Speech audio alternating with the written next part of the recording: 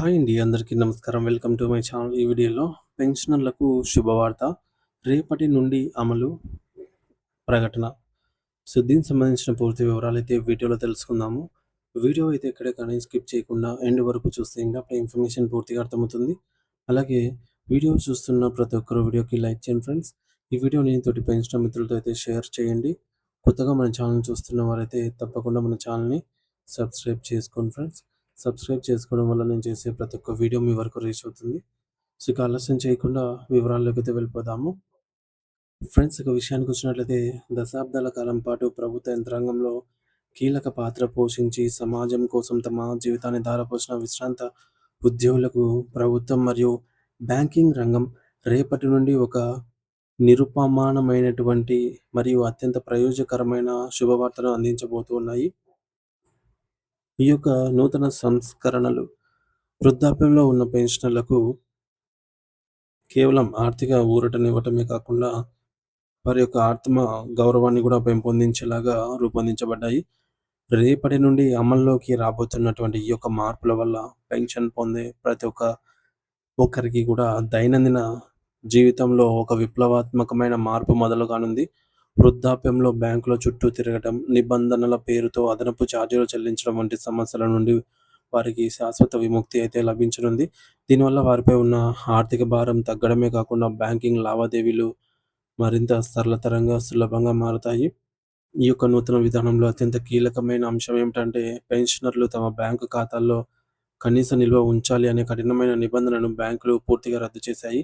సాధారణంగా పొదుపు ఖాతాల్లో నిర్ణీత మొత్తం లేకపోతే బ్యాంకులు భారీగా జరిమానాలు వసూలు చేస్తాయి. కానీ ఇకపై పెన్షన్ ఖాతాలో ఒక్క రూపాయి కూడా లేకపోయినా ఎటువంటి రుసుము పడదు. అంటే జీరో బ్యాలెన్స్ మెయింటైన్ చేసినా సరే. సో, అదనపు చార్జెస్ ఏమి ఉండవన్నమాట. ఇది వృద్ధులకు ఒక గొప్ప వెసులుబాటు.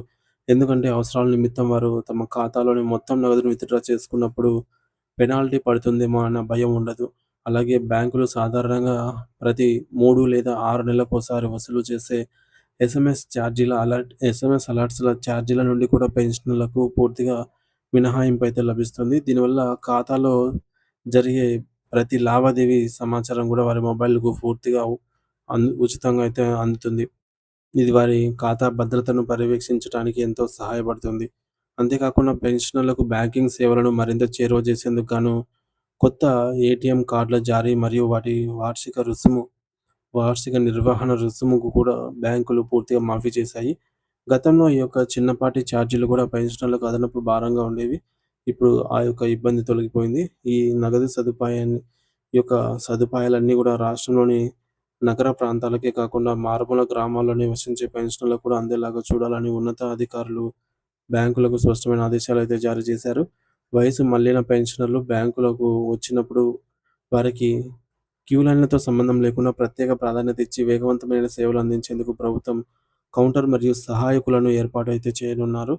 పెన్షనర్ల సంక్షేమం కోసం నిర్వహించిన ఉన్నత స్థాయి సమావేశంలో బ్యాంకింగ్ ప్రతినిధులు సానుకూలంగా స్పందించడం వల్ల వారి జీవితం ఇకపై మరింత సౌకర్యవంతంగా అయితే మారుతోంది. మరోవైపు దేశవ్యాప్తంగా ఉన్న దాదాపు 90 సారీ ఫ్రెండ్స్ దేశవ్యాప్తంగా ఉన్నటువంటి 78 లక్షల మంది పెన్షనర్లకు ఈపీఎఫ్ఓ కూడా ఒక అద్భుతమైన సాంకేతిక వరాన్నైతే ప్రకటించింది. ప్రతి ఏటా నవంబర్ నెల వచ్చిందంటే చాలు, తాము బ్రతికే ఉన్నామని నిరూపించుకోవడానికి పెన్షనర్లు లైఫ్ సర్టిఫికేట్ సమర్పించడానికి బ్యాంకుల వద్ద పడిగాపులు కాయాల్సొచ్చేది. ఈ క్రమంలో గంటల తరబడి నిలబడటము వారి ఆరోగ్యానికి కూడా ఇబ్బందికరంగా మారేది.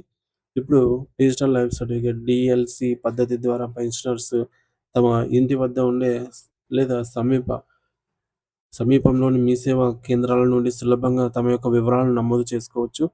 ఫేస్ అథెంటికేషన్ లేదా బయోమెట్రిక్ ద్వారా ఈ యొక్క ప్రక్రియను పూర్తి చేయవచ్చు. దీనివల్ల సాంకేతిక కారణాలతో పెన్షన్ ఆగిపోతుందేమో అన్న ఆందోళన ఇకపై ఉండదు. సో, ఎలక్ట్రానిక్ డాక్యుమెంట్ పద్ధతి వల్ల కాగితపు పని తగ్గి పారదర్శకత అనేది పెరుగుతుంది.